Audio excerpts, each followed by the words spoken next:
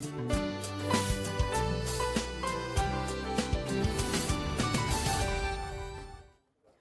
Back after the break. और viewers, अगर हम बात करें पूरी दुनिया में इस वक्त लाखों अफराद हर साल जो हैं वो एयर पॉल्यूशन की वजह से ज़िंदगी की बाजी हार जाते हैं। पाकिस्तान को अगर हम देखें सो पाकिस्तान में कराची की अगर हम बात करें, लाहौर की हम बात करें, सो दुनिया के आलूदा तरीन शहरों की फ़हरिस्त में कराची, लाहौर और दीगर जो शहर हैं उनका पहला, दूसरा, तीसरा नंबर बड़ा फ्रीक्वेंटली सामने आ रहा है। और पाकिस्तान में अगर हम 5 साल या 5 साल से कम उम्र बच्चों के जब इंतकाल की बात करते हैं, सो हर 10 में से एक बच्चा जो है वो पोल्यूशन की वजह से, एयर पोल्यूशन की वजह से ज़िंदगी की बाजी हारता है। एनुअल अगर हम स्टैटिस्टिक्स उठा कर देखें सो सालाना जो है तकरीबन 1.25 लाख लोग जो हैं वो पोल्यूशन की वजह से, एयर पोल्यूशन की वजह से इस दुनिया से रुखसत हो जाते हैं। स्मॉग की अगर हम बात करें, एयर पोल्यूशन की बात करें, मुख्तलिफ अमामिल हैं जो इसके लिए कंट्रीब्यूट करते हैं, जैसे धुआं छोड़ने वाली गाड़ियां हैं और फिर इसके साथ साथ जिन भट्टियों में ईंटें बनती हैं, साथ ही साथ फैक्ट्रियों से जो धुआं जो है जिस धुएँ का अखराज होता है, ये तमाम चीज़ें जो हैं वो पॉल्यूशन की तरफ, स्मॉग की तरफ कंट्रीब्यूट करती हैं। अगर हम राइट नाउ देखें सो आज भी इस जो एयर क्वालिटी इंडेक्स लाहौर का है वो तकरीबन 212 है, जो कि बहुत ज़्यादा है। यूनिसेफ की जानिब से जो एयर क्वालिटी इंडेक्स बताया गया है, जो स्टैंडर्ड्स बताए गए हैं, उससे तकरीबन 30 से 40 गुना ज़्यादा है। और स्मॉग का सीज़न वैसे ही स्टार्ट हो चुका है। Everybody has to be very conscious about it. अपनी सेहत का लाजमी तौर पर ख्याल रखना इस वक्त बहुत ज़्यादा मकसूद है। बट सिचुएशन क्या रहेगी स्मॉग की आइंदा आने वाले चंद दिनों में, and what we need to do as an individual to prevent ourselves, इस पर आज हम बात करेंगे। हमारे साथ चीफ मेट्रोलॉजिस्ट चौधरी असलम साहब इस वक्त स्काइप पर मौजूद हैं।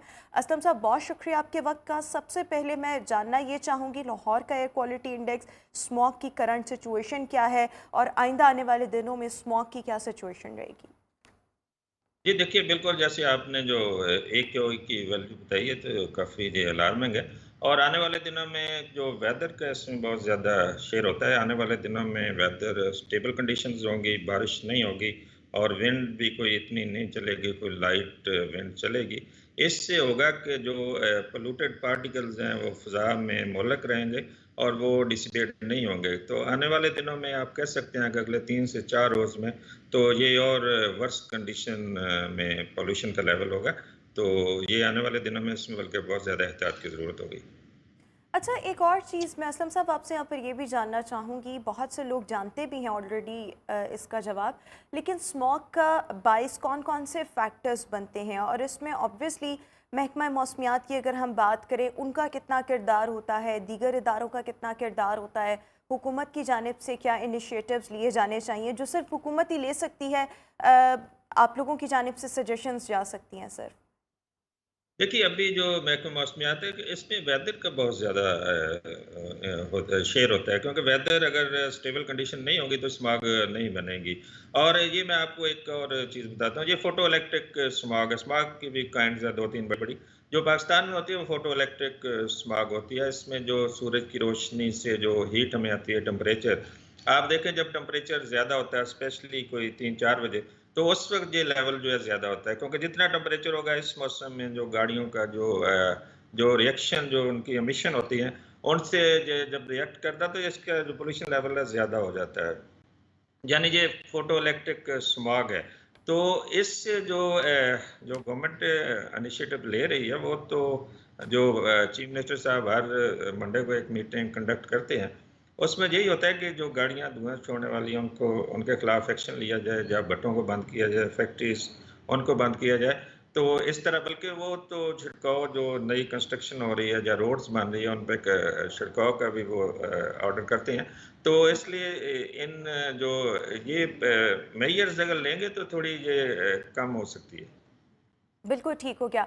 अच्छा, साथ साथ इसके साथ साथ मैं एक और चीज़ भी आपसे ये जानना चाहूँगी कि अक्सर ऐसे होता है, क्योंकि अब देखें विंटर सीज़न भी स्टार्ट हो चुका है, हम मौसम में वाज़ेह तब्दीली देख रहे हैं। अक्सर ऐसे होता है कि लोग कंफ्यूज कर रहे होते हैं, बाहर स्मॉग देखते हैं सो वो ऐसे ही लगता है जैसे फॉग है। So at times we are unable to differentiate between the smog and the fog. So हम किस तरह से डिटेक्ट कर सकते हैं, अच्छा ये स्मॉग है, ये फॉग है, क्या क्या चीज़ें हैं जिससे हम ये असेसमेंट जो है अपनी कर सकते हैं? देखिए, ये बड़ा अच्छा क्वेश्चन है। जो लोग कन्फ्यूज़ हो रहे हैं कि स्मॉग है, जो फॉग है। देखिए, फॉग जो फिनोमेना होता है, उसमें पॉल्यूशन नहीं होती। ये तो ये चीज़ है। उसमें कोई ऐसी बीमारी का चांस नहीं होता है, जिसमें उसमें ड्रॉपलेट्स बड़े होते हैं। अगर स्मॉग पॉल्यूशन है भी, तो वो ज़मीन पे गिरेगी। लेकिन स्मॉग में ऐसा नहीं होता। आप देखें, आजकल जो है, कोई ऐसा नहीं है कि ये स्मॉग जो है, नीचे जैसे फॉग की तरह नीचे आ रही हो। और स्मॉग में ये पोल्यूटेड एयर होती है, लेकिन फॉग में जो अच्छी एयर, क्लीन एयर होती है। तो ये जो फॉग का फिनोमेना है, पाकिस्तान में शुरू होगा जब फर्दर ड्रॉप होगा टेम्परेचर। और ये टेम्परेचर जब फर्दर ड्रॉप होगा, उस वक्त ये दिसंबर आ चुका होगा।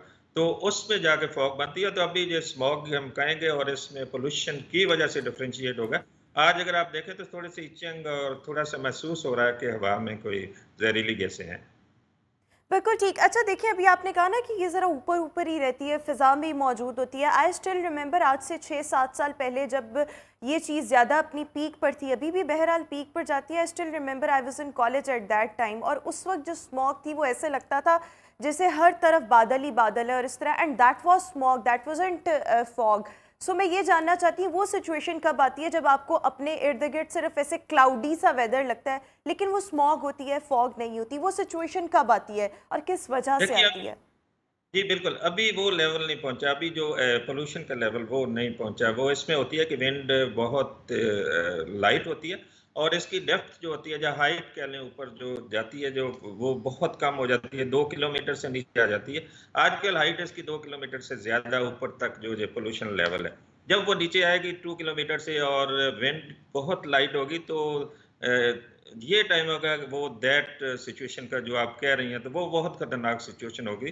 तो अभी वो लेवल, अभी जो ऐसे महकमा मौसमियात देख रहा है, अभी आने वाले कुछ चंद दिनों में वो लेवल हम नहीं देख रहे। बिल्कुल ठीक हो गया। अच्छा, इसके साथ-साथ देखिए, अभी हमने देखा कि तकरीबन 2 हफ़्ते इस बात को गुज़र चुके हैं। निगरान पंजाब की हुकूमत, उनकी जानिब से ये एक फ़ैसला किया गया जो कि ऑब्वियसली रिवर्स हो गया कि हम जो है वेडनेसडे को स्कूल्स बंद कर देते हैं due to the air pollution and the smog. फिर उसके बाद ऑब्वियसली लोगों की जानिब से थोड़ा क्रिटिसिज्म भी आया, और फिर ऑब्वियसली उन्होंने भी कहा कि हम एयर क्वालिटी इंडेक्स को मॉनिटर करेंगे, फिर कोई फ़ैसला करेंगे। व्हाट डू यू थिंक, हुकूमत को किस तरह से ठोस इक़दामात करने चाहिए, भले जिस भी वजह से है, वेदर का इसमें ज़्यादा कंट्रीब्यूशन है या जिस भी चीज़ का है? आपको लगता है कि अगर हुकूमत इस तरफ सोचे कि हम छुट्टी कोई ना कोई दे दे, सो इससे समहाउ कमी आ सकती है, कोई ना कोई फ़र्क पड़ सकता है? अभी तो डिसीजन रिवर्स हो गया, लेकिन आने वाले दिनों की मैं बात कर रही हूँ। और इसके अलावा हुकूमती सतह पर क्या क्या इनिशिएटिव्स जो हैं या कौन कौन से इकदामात लिए जाने चाहिए? देखिए, अभी वो जो वेडनेसडे की छुट्टी है, तो वो हर जो मंडे को मीटिंग होती है, मैं भी उसका एक हिस्सा हूँ।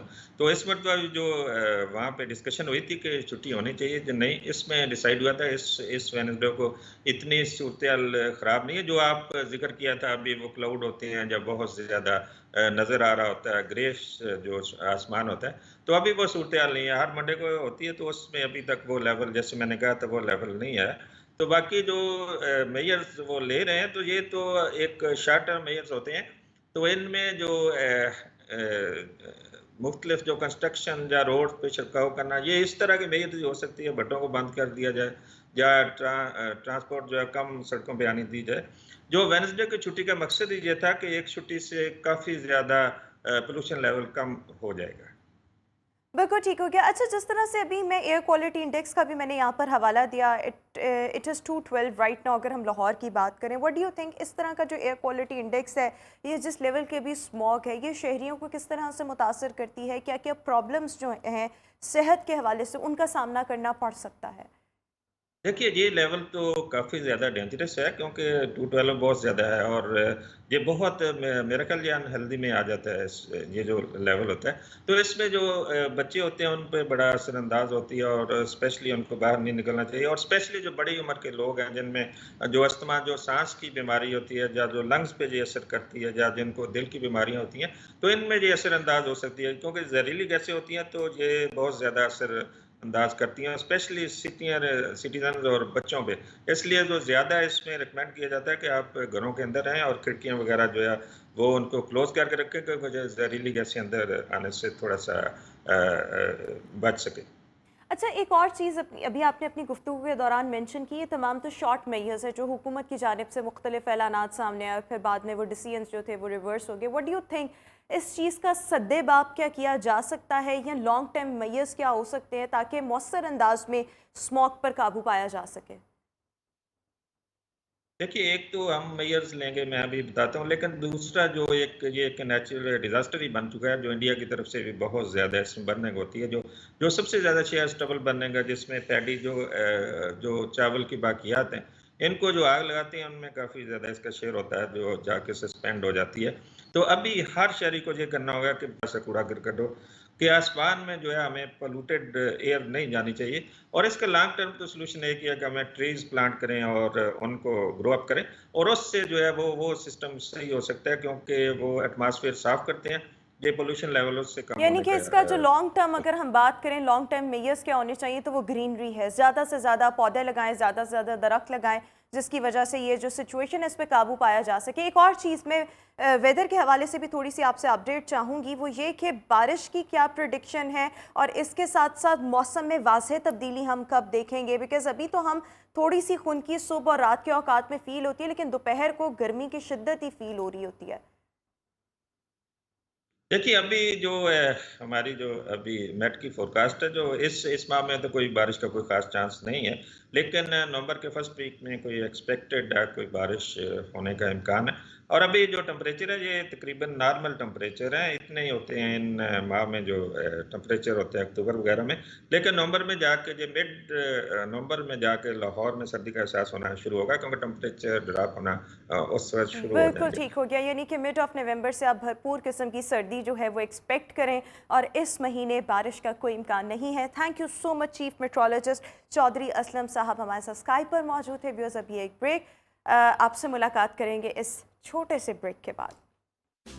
Welcome back after the break. और व्यूअर्स, जब हम ख़वातीन की बात करते हैं ना, तो ख़वातीन there is no doubt in it के मुख्तलिफ़ शोबों में अपनी खदमात सर अंजाम दे रही हैं और बड़ी हिम्मत के साथ मुख्तलिफ सर्विसेज जो हैं वो परफॉर्म कर रही होती हैं। कुछ ऐसी फील्ड्स भी होती हैं कि आप देखकर हैरान रह जाएंगे। और आज एक ऐसी ही बाहिम्मत खातून से आपकी मुलाकात करवाने जा रहे हैं जो कि बिल्डर हैं। सो शकील अंजुम की हमारे पास एक स्पेशल रिपोर्ट है, लेट्स हैव अ लुक।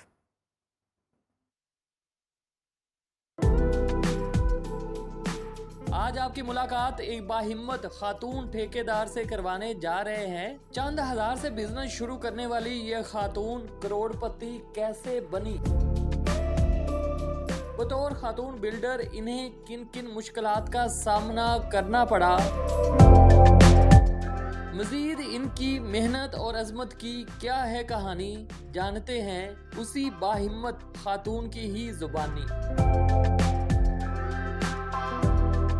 आपकी एंट्री इस काम में कैसे हुई? बचपन में मैं टॉम बॉय थी। एक दीवार से एक कमरा हुआ, एक कमरा से 4-5 कमरे हुए, तो अब घर तक पहुंच गए।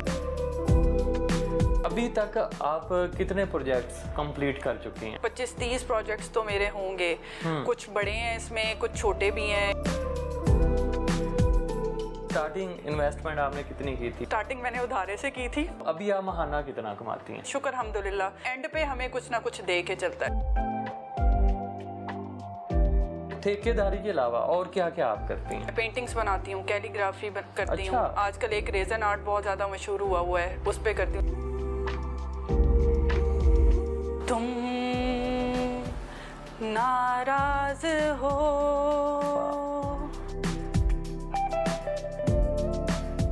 जो काम आप कर रही हैं ये जी। मर्दों वाला काम है। जी जी।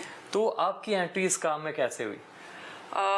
आप ऐसे कह सकते हैं कि कुछ हादसात यहाँ तक मुझे ले आए। कुछ आप कह सकते हैं कि जिंदगी के जो टर्न्स होते हैं वो आपको ऐसे ले आते हैं। कोई एक हादसा डिस्कस करेंगे कैसे?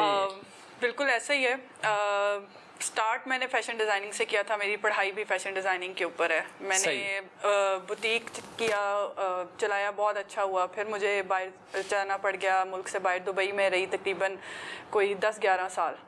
तो वहाँ मैंने कुछ नहीं किया क्योंकि उनके लॉज ऐसे डिपेंड करते हैं। जब मैं बाहर से वापस आई तो समझ ही नहीं आई थी क्या करूँ। टोटली यहाँ का ट्रेंड चेंज हो चुका था, सब कुछ हो चुका था। तो बस एक दफ़ा ऐसे ही बैठी हुई थी तो सब घर वालों ने कहा कि तुम तो ऐसी नहीं हो बैठने वालों में से, तो कुछ स्टार्ट करो। तो कुछ किसी का घर बन रहा था, उन्होंने मुझे बुलाया कि भाई आप इसका इंटीरियर करें। तो बस वहाँ से मैं दोबारा एक चीज़ जिसे कहते हैं ना स्टार्ट होना, कि नहीं मैं ये कर सकती हूँ, जब लोग सब ने आके यानी कि देखा। आपको पता चला कि आपके अंदर भी ये टैलेंट है। बिल्कुल ऐसे ही है। तो बस वो आहिस्ता आहिस्ता करते करते वो एक दीवार से एक कमरा हुआ, एक कमरा से 4-5 कमरे हुए, तो अब घर तक पहुंच गए। अच्छा मैडम, हम देखते हैं कि पाकिस्तान में ये ठेकेदारी, इसको आम लफ्जों में कहते हैं, जी मर्द ही करते हैं। बिल्कुल। एक खातून को इस काम में अपने आप को मनवाने के लिए किन किन मुश्किलात का सामना करना पड़ा? बहुत सारी मुश्किलात का सामना करना पड़ा। कुछ लोग आपको ऐसे मिल जाते हैं जो आपको ट्राई देते हैं कि नहीं जी आप कर सकती हैं, आपके अंदर ये है, तो बस उन लोगों का शुक्रिया। उन्होंने अभी तक आप कितने प्रोजेक्ट्स कंप्लीट कर चुकी हैं और आपको कितना अरसा हो गया है इस बिजनेस को करते हुए? मुझे तकरीबन 7-8 साल हो गए हैं। उसमें आप ये कह सकते हैं कि कोई मिल मिला के कोई 25-30 प्रोजेक्ट्स तो मेरे होंगे। कुछ बड़े हैं इसमें, कुछ छोटे भी हैं, इंटीरियर के भी हैं इसमें, तो काफ़ी, जिसे कहते हैं कभी कभार तो मुझे भी नहीं याद आता कि मैंने अच्छा, आपने ये बिजनेस स्टार्ट किया था तो स्टार्टिंग इन्वेस्टमेंट आपने कितनी की थी? आपका कैपिटल क्या था? स्टार्टिंग मैंने उधारे से की थी। अच्छा। जब पहला हमारा किस मीटिंग थी तो मैं अपनी बहन से 5,000 रुपये लेके गई थी ट्रैवलिंग के लिए। तो स्टार्ट हमने उधारे से किया था, लेकिन शुक्र अल्हम्दुलिल्लाह कि अगलों को हमारा काम पसंद आया और कुछ। अच्छा, ये आपने बिजनेस 5,000 से स्टार्ट किया और वो भी आपने उधार लेके। बिल्कुल। तो अभी आप महाना कितना कमाती हैं? महाना तो आप नहीं कह सकते, मतलब कि इतना है कि हम लोगों का घर का गुजारा चल जाता है। ऐसे नहीं कह सकते कि बहुत खुला भी चल जाता है, लेकिन शुक्र अल्हम्दुलिल्लाह। क्योंकि आप ये देखें ना, हमारे प्रोजेक्ट्स जो होते हैं वो ये थोड़ी है कि हर महीने आ रहे हैं आपके पास। हमारा एक एक प्रोजेक्ट जो है वो 6-6 महीने चलता है, 5-5 महीने चलता है, तो वो एंड पे हमें कुछ ना कुछ दे के चलता है। आप एक काफ़ी मुश्किल काम करती हैं, मतलब मर्दों वाला काम करती हैं। अपनी खूबसूरती और फिटनेस को बरकरार रखने के लिए क्या करती हैं? कैसे मेंटेन रखा हुआ है? काफ़ी मुश्किल सवाल पूछ लिया है ये। आप ये कह सकते हैं कि गॉड गिफ्टेड भी एक चीज़ होती है। सेकेंडली थोड़ा सा टाइम मेरे पास बहुत थोड़ा होता है, लेकिन क्योंकि मेरा प्रोफेशन भाग दौड़ वाला है तो वो खुद ही मुझे थोड़ा सा जो है ना रखता है ऐसे कि मैं फिट रहूं। अच्छा, इस ठेकेदारी के अलावा और क्या क्या आप करती हैं? इसके अलावा मेरी आप कह सकते हैं हॉबीज़ में आ जाता है कि मैं पेंटिंग्स बनाती हूँ, कैलीग्राफी करती हूँ। आजकल एक रेजन आर्ट बहुत ज़्यादा मशहूर हुआ है, उस पर करती हूँ। ये जो आपको कमरे में तस्वीरें नज़र आ रही है, घड़ियाँ नज़र आ रही हैं, ये मैं खुद बनाती हूँ। अभी पिछले दिनों इन्हीं को देखते हुए मुझे अमेरिका से पाकिस्तानी एम्बेसी ने बुलाया हुआ था। अच्छा, ज़बरदस्त। उधर मेरी एग्जीबिशन थी। फिर अमेरिका में मुस्लिम ऑफ अमेरिका एक वहाँ पे ग्रुप है काफ़ी बड़ा, साजिद ताड़र के अंडर आता है, उन्होंने मुझे बुलाया हुआ था एग्जीबिशन के लिए। तो काफ़ी जिसे कहते हैं वहाँ पे सराहा गया है। आप पेंटिंग भी करती हैं, कैलीग्राफी भी करती हैं और आपका ताल्लुक आर्ट से है। आपने एजुकेशन भी इसी में हासिल की है, तो ये चीज़ें भी अपनी सेल करती हैं? हाँ, या शौकिया आप ये करती हैं? स्टार्ट शौकिया से ही किया था, बट ये है कि जब उसको जब लोगों ने बहुत ज़्यादा पसंद किया तो फिर मैंने अब सेल के ऊपर भी स्टार्ट कर दिया। अच्छा, कभी आपने सोचा था कि आप इतनी ज़्यादा वायरल हो जाएंगी? नहीं, ये कभी भी नहीं सोचा था। अच्छा, कभी ऐसे हुआ कि किसी ने कहा वो ठेकेदार खातून जा रही है? ठेकेदारी का कभी लफ्ज़ इस्तेमाल किया किसी ने? मर्दों पे तो लोग करते हैं, आप नहीं। वैसे जो हमारे हैं लोग इस तरह का तो नहीं हुआ। हाँ, ये ज़रूर चीज़ हुई है कि जब किसी को ये नहीं पता होता था कि ये घर या ये बिल्डिंग कोई ठेकेदार नहीं बना रही है, जो आप सारों ने आजकल मशहूर किया हुआ है। तो जब वो मुझे फ़र्स्ट टाइम मिलते हैं या करते हैं, जब मैं जाके उनसे बातचीत करती हूँ तो 2 मिनट के लिए जैसे कहते हैं ना सख्ता तारी हो जाता है। अच्छा। तो लेकिन ये है कि जब टेक्निकल जवाब आप अगले को सही दें, सही चीज़ें गाइड करें, तो अब मेरा नहीं ख्याल कि इस दौर में खातून या किसी मेल में कोई फ़र्क होता है कि फ़र्क किया जाए। अच्छा मैडम, आपका ताल्लुक चूँकि फ़नून लतीफ़ा से है, तो शेर व शायरी या सिंगिंग से किस हद तक आपको लगा हुआ है? मुझे सजाद अली का एक गाना बहुत पसंद है, कोशिश करती हूँ, हालांकि आवाज़ अच्छी नहीं है, लेकिन ट्राई करती हूँ। तुम नाराज हो मेरे कितने पास हो, प्यारी प्यारी सी नाजुक नाजुक सी मेरे जीने की आस हो तुम, नाराज हो मेरे कितने पास हो। जबरदस्त, इस पे क्लैपिंग तो बनती है। वैसे ये किसके लिए था? वैसे ही जनरल जनरल। चलिए ठीक है, आपकी बहुत प्यारी आवाज़ है। आप ऐसे कह रहे थे मेरी आवाज़ नहीं अच्छी। अच्छा मैम, लास्ट पे एक सवाल आपसे पूछना चाहूँगा, अगर कोई एक नॉर्मल 5 मरले का घर बनाना चाहे जी, तो उस पर कितना एक्सपेंस होगा, डबल स्टोरी घर बनाना हो? बिल्कुल उस पर डिपेंड करता है कि आपकी यूटिलाइजेशन क्या है। हम तो ये कहते हैं अपने क्लाइंट को जब बात कर रहे होते हैं कि जितना गुड़ डालेंगे ना उतना मीठा होगा, लेकिन ये कि आजकल हमें पता है महंगाई कितनी है। 5 मरले का घर एक मिडिल क्लास ही अफोर्ड करता है आजकल। तो हम तकरीबन उसको यही कहते हैं कि जी आपने अपने जहन में ना 1 करोड़ प्लस रखना है। आपको पाकिस्तान की पहली खातून ठेकेदार होने का एजाज़ हासिल है, तो कितना प्राउड फील करती हैं? काफ़ी ये आपने एक नया ट्रेंड दिया है बिल्कुल खवातीन के लिए। एक्चुअली पहले भी काफ़ी खवातीन काम कर रही थी, लेकिन शायद ये हो सकता है कि वो इतने बड़े स्कोप पे नहीं कर रही थी या लोग उनको अभी जानते नहीं थे। मेरे से थोड़ा सा इस तरह का हुआ कि सोशल मीडिया को पता चला, जिस तरह होता है आजकल वायरल चीज़ें हो जाती हैं। मैंने तो बिल्कुल सोचा भी नहीं था इस तरफ ना, कि मैंने तो अपने उसके लिए किया था, लेकिन अल्लाह का शुक्र है कि उसने इतनी इज्जत दी कि अब हर कोई मुझे इस नाम से पहचानता है कि जी पहली ठेकेदार हैं और ये काम कर रही हैं। तो बिल्कुल भी यकीन नहीं आता। सही। चलिए, आपका बहुत शुक्रिया अपना कीमती वक्त देने का। बहुत शुक्रिया आप।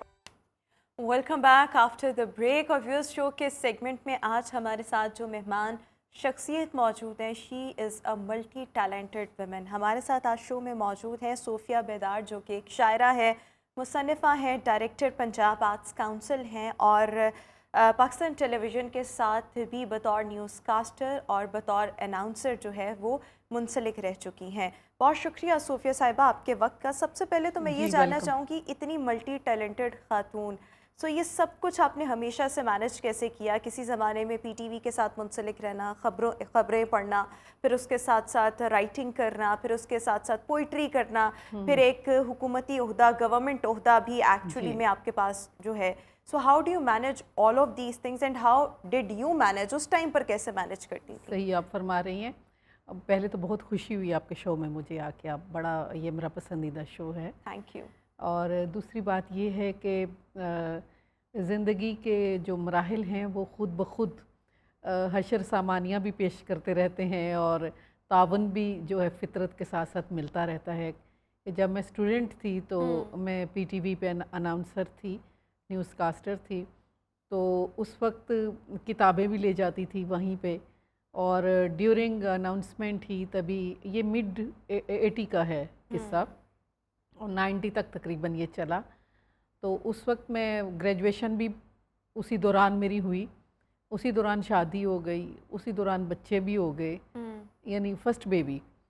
तो वो सिलसिला चल रहा था, पढ़ाई भी चल रही थी, टीवी भी चल रहा था, और कभी घर इग्नोर होता तो कभी प्रोफेशन से थोड़ी यानी मुश्किल था उस टाइम मैनेज हाँ करना। बिल्कुल बिल्कुल, ये कहना बिल्कुल गलत होगा, क्योंकि छोटे बेबी के साथ और पढ़ाई के साथ और इतना कंपटीशन, तो इसमें दिक्कत तो होती है। और ज़्यादा से ज़्यादा अपनी नींद कुर्बान की जा सकती है, अपना आराम कुर्बान किया जा सकता है, और जब गोल्स होते हैं इंसान के ज़हन में तो वो ये करता है सब। तो ये सिलसिला चलता रहा। उसके बाद टीवी का भी ज़माना गुजर गया और गवर्नमेंट जॉब में आ गए, मास्टर्स किया और पढ़ाई जारी रखी, लेकिन फैमिली जो है वो भी चलाते रहे। और फिर एक टाइम आया कि बच्चों को स्कूल छोड़ के मैं भी पढ़ने चली जाती थी। अच्छा। और उसके बाद वापसी पे उन्हें लेना, फिर उन्हें ट्यूशन और ये सारी उनकी एक्टिविटीज़, बच्चों के खिलाना, उन्हें खेल कूद ये वो, उसके बाद अपनी रातों को पढ़ना और गोल अचीव करना कि अपना मैं जहाँ जाना चाहती हूँ। इसमें सिर्फ जो शायरी है वो मेहरबान रही है, वो बैठते उठते वो खुद ब खुद वो मेहरबान रही है, लेकिन नसर के लिए मुझे बैठना पड़ा।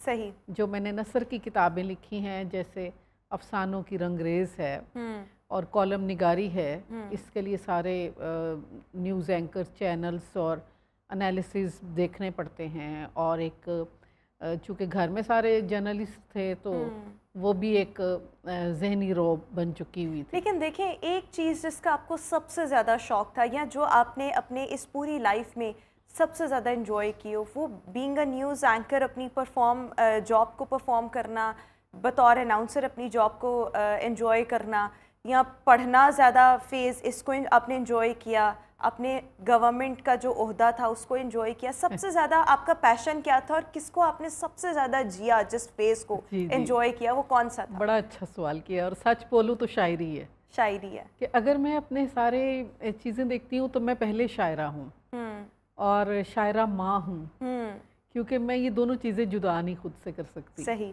अब मेरे में जो वो ममता है वो मुझे लिखवाती है, और वो मोहब्बत है हालांकि जो कहते हैं लोगों के अंदर का फलस्तीन जो तक चली आशिक जाती होता है वो लिखवाता है। आप कह रही वो मेरे भी अंदर इश्क है की ना। ममता जो है वो ममता लिखवाती से है। बड़ा इश्क क्या होगा ना, क्योंकि वो एक सोते फूटते हैं ना, तो वो महबूबियत जो बच्चों को होती है वो जाहिर है कि अपोजिट सेक्स में भी आपके लिए कोई अट्रैक्शन मौजूद होती है, उससे इनकार तो नहीं किया जा सकता, हम नॉर्मल लोग हैं। तो शायरी जो है वो इश्क है, इसमें तो कोई झूठ नहीं है।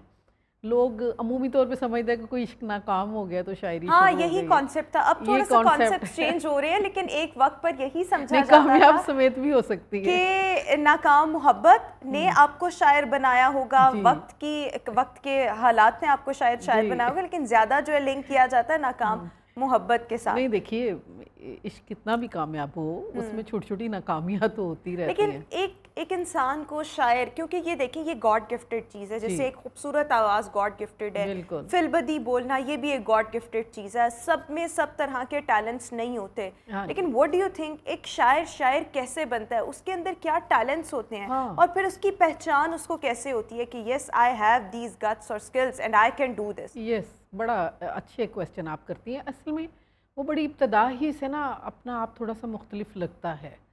एक दुनिया को देखने के दो ही रवैये हैं, एक क्लासिकल रवैया है, आप टू द पॉइंट उसको नाप तोल के देखते हैं, और एक बड़ा रोमांटिक रवैया है कि आप दरख्तों को देख के सरशार हो रहे होते हैं, आप मौसमों के साथ आपका दिल जो है वो धड़क रहा होता है।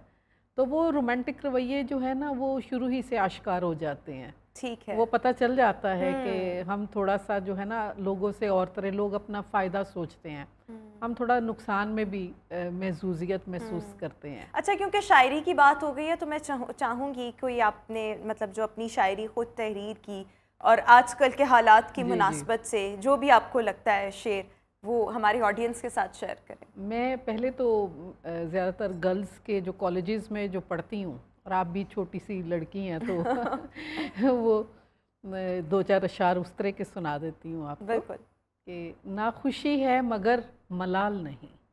सही। मैं लड़कियों को ना बूस्ट करना चाहती हूँ, कभी भी उन्हें डिप्रेस नहीं करना। डाउन नहीं आप देखना नो, चाहते। ना खुशी है मगर मलाल नहीं, ये शिकस्ता दिली जवाल नहीं, वो मेरा दिल तो तोड़ सकता है, तोड़ दे मुझको ये मजाल नहीं। जबरदस्त। वो मेरा दिल तो तोड़ सकता है, तोड़ दे मुझको ये मजाल नहीं। हाल दिल क्या बताएं लोगों को, क्या बताएं कि कोई हाल नहीं। आपने जो किया हमारे साथ सही, उसकी तारीख में मिसाल नहीं। जबरदस्त। आपने जो किया हमारे साथ उसकी तारीख में कोई मिसाल नहीं। और लड़कियों के बारे में मैं ये सोचती हूँ कि वो महबूबियत से निकलकर दोस्ती की तरफ आ रही हैं। वो ये चाहती हैं कि उन्हें राय देने का हक मिले, वो ये चाहती हैं कि उन्हें ये कह के ना पीछे कर दिया जाए कि चलें आप बस महबूबा हैं और आपका काम सिर्फ रोमांस है। वो फैसला साजी में अपना हिस्सा चाहती हैं। ये थोड़ा इसको एक्सप्लेन करें जो आपने कहा ना, महबूबियत और दोस्ती। हाँ, इसको मैं इस तरह से एलेबोरेट करती हूँ। पहले आप इसमें एक शेर सुन लीजिए कि कैद ये दिल को किसी तौर भी मरगूब नहीं, कैद ये दिल को किसी तौर भी मरगूब नहीं, मैं तेरी दोस्त तो हो सकती हूँ महबूब नहीं। तो महबूबियत के पर्दे में जो उसके हकूक़ छिन जाते हैं ना, उससे जो है ना इनकारी है आज की औरत जो है। तो आपको क्या लगता है अच्छी चीज़ क्या है? अच्छी चीज़ यही है कि वो शाना बशाना चले। तो फिर वो तो दोस्ती है। दोस्ती है, उसको राय साजी का, उसकी राय की अहमियत हो। आप तो बहुत छोटी हैं तो पहले यूं कहा जाता था, जब मर्द बैठते थे तो वो कहते थे चलें औरतों की बातें हो गई, अब औरतें बाहर चली जाएं, हमने कारोबार की बात करनी है। तो वो चीज़ बड़ी मुझे बचपन से पिंचिंग लगती थी कि मुझे शामिल किया जाए। मकान बनाना है, कारोबार करना है, पॉलिटिक्स पे बात है, तो मैं इन हूँ, इसलिए मैं कॉलम निगार बनी कि मुझे ये कह के मेरे जहन की रुसवाई ना की जाए। मुझे अपनी शक्ल से ज़्यादा अपना जहन से इश्क है। सही। कि मेरे से मुराद तमाम औरतें हैं कि उनको, उनके दिमाग को, उनकी सोच को शामिल किया जाए, फिर ही दुनिया भर की तरह तरक्की आप कर सकते हैं। औरतों की बात कर रही हैं जो प्रोफेशनल्स हैं, जो कुछ ना कुछ करना चाहती हैं, करना माशरे में अपना चाहती हैं, किरदार अदा करना चाहती हैं। yes, लेकिन कुछ लड़कियां जो होती हैं वो महबूबा भी बन के रहना चाहती हैं। मेरे ख्याल में ये भी एक खूबसूरत चीज़ है। देखिए, महबूबियत जो है ना वो पूरे वजूद के साथ होनी चाहिए। वो अगले की पूरी राय और उसकी पूरी जो उसकी सोच है उसके साथ एक्सेप्टेंस होनी चाहिए। सही। ये नहीं होनी चाहिए कि उसकी हुस्न के साथ है और वो हुस्न ढल गया तो वो, मेरे ख्याल में तो आजकल जो रूह के साथ मोहब्बत है वो सही मैं आजकल, मैं ज़ाहिर है मैं इतने सालों से काम कर रही हूँ, अब मैं मर्द की बदलती सोच को देखती हूँ। जो हमारे कलीग हैं वो डल औरतें पसंद नहीं करते।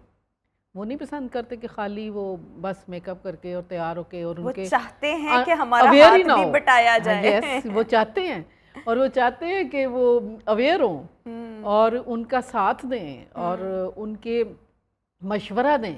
और जब मशवरा करता है औरत से तो मर्द औरत को बहुत अच्छा लगता है। मेरे ख्याल में ओवर द इयर्स चीज़ें थोड़ी बदली हैं। औरत को बड़ा अच्छा लगता है कि उसके कलीग्स मशवरा करते हैं, उससे पूछते हैं पॉलिटिक्स में और सीरियस मैटर्स में पूछते हैं। तो ये चीज़ मेरा ख्याल है इतनी, लेकिन मैं वैसे अपनी मेरी अपनी राय है कि एक औरत, ऑब्वियसली अल्लाह ताला ने आपको जोड़ों में पैदा किया, एक वक्त आता है जब आपकी शादी होनी होती है। सो वो शादी से पहले जो आपका महबूबा वाला फेज़ होता है, वो शादी के बाद आप जब बीवी बनते हैं, सो जो महबूबा वाला फेज़ होता है that is I think more enjoyable. जब आप बीवी बन जाते हैं तो वो चीज़ें, या तो फिर आप शादी के बाद भी वैसे ही रहें। हमारे यहाँ पर ख़वातीन जो हैं वो फिर बच्चों में बिजी हो जाती हैं और वो चीज़ें भूल जाती हैं। मेरे ख्याल में दोस्ती भी सही है, लेकिन वो महबूबा बनकर रहना, ये मेरी अपनी ज़ाती राय है। आपकी वो भी एक बहुत खूबसूरत चीज़ है, खूबसूरत राय है। लेकिन बात ये है कि ज़िंदगी के तकाजे बदल जाते हैं। उसमें जब आपको भी महबूबा बना लिया जाए और आपके साथ दो चार और को भी बना लिया जाए, तो फिर आप बर्दाश्त में नहीं होता कि आपको दोस्ती में सारा पता चलता है। आप उस तक पहुंचते हैं कि ये बंदा क्या कर रहा है। लेकिन मेरे ख्याल में मर्द की फितरत ऐसी है, जितना आप मर्द को चेस करेंगे, उसको छेड़ेंगे, उसकी इन्वेस्टिगेशन करेंगे, जितना आप इनसिक्योर होंगे वो आपसे उतना आप खुश रहना चाहते हैं तो ज्यादा ना आप अपने इमोशंस को इतना अटैच ही ना करें। ठीक है, वो एक रिश्ता है, उसे निभाएं, अटैचमेंट तो हो जाती है, उसको निभाएं, लेकिन तो आपकी अपनी ज़ात सबसे मुकद्दम, सबसे ऊपर। रेवरेंस जो है वो आपकी अपनी ज़ात की होनी चाहिए। देखिए, बात ये है कि मर्द के लिए भी यही अच्छा है कि उसकी बीवी जो है वो ये सोच के कि मैं महबूबा हूँ और अब मैंने अपना हुलिया बिगाड़ लेना है, ये ना करे। वो अपने आप से प्यार करेगी तो दूसरे उससे प्यार करेंगे। Self love. अगर वो अपने आप को तबाह बर्बाद कर लेगी तो दूसरे भी उससे मोहब्बत नहीं करेंगे। तो उसे अपने आप से मोहब्बत करनी चाहिए। सबको अपने आप से मोहब्बत सबको करनी चाहिए, मर्दों को भी करनी चाहिए। वो भी तो देखे ना, ज्यादा बुरा डिटेरियोरेशन मर्दों में ज्यादा होती है। वो बेचारे बाइक्स पे फिरते हैं, बाल तबाह हो जाते हैं, स्किन तबाह हो जाती है। इसमें हमारा क्या कसूर है? हम भी तो इतनी मेहनत करते हैं। बहुत अच्छा। थोड़ा सा तरस खाना चाहिए। अच्छा, एक और चीज़, we are left with the few minutes only. So मैं आपसे पीटीवी के टाइम की आपके कुछ वाक़यात जानना चाहूँगी। आजकल की जब मैं ख़बरें देखती हूँ, मैंने ख़ुद भी एक टाइम पर 2017 में ख़बरें पढ़ी हुई हैं, वो आपके सामने सब कुछ लिखा हुआ आता है। यस, अगर कोई ब्रेकिंग आ जाए, सिचुएशन आ जाए, so you should know how to handle the situation. But एक वो वक्त था जब पीटीवी पर आपके आगे टेलीप्रॉम्प्टर नहीं होता था, तो आपके लिए तब खबरें पढ़ना कितना मुश्किल था? किस तरह से आप लोग अपनी प्रैक्टिस करते थे? फिर अब तो फंबल्स हो जाए तो एक दूसरे की तरफ देख के मुस्कुरा लिया जाता है, कहा जाता है तो लाइव का हुस्न है। उस टाइम फंबल्स होते थे तो क्या होता था? उस वक्त तो लेटर मिलता था। अच्छा। उस वक्त बात ये थी कि परफेक्शन और पाकिस्तान टेलीविज़न जो था, that was the only source of communication between government and general public. तो उसमें जो भी अनाउंसर या न्यूज़कास्टर कह दे वो कन्वे हो जाना था। सही।